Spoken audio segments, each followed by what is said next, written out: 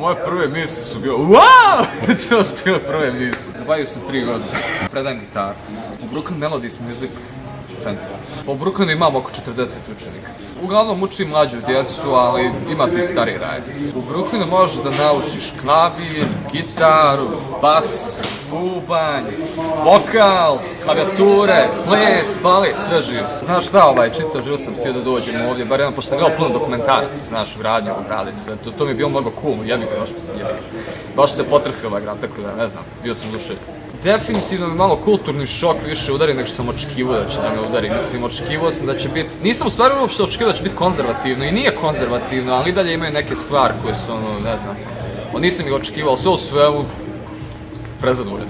Dolazi u Dubai da živi, pa prvo da dobro razmotri kolika mu je plata i što mu poslodavac dopušta ili inače može da se razočara.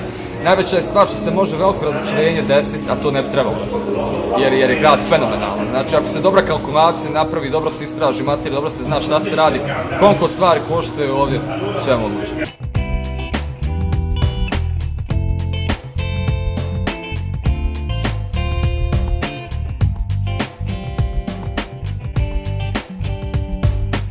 Pa nedostaje mi zajednica, i kuća, porodice i sve to je prijatelj naravno, ali sve u svemu ne bi se baš vraćao.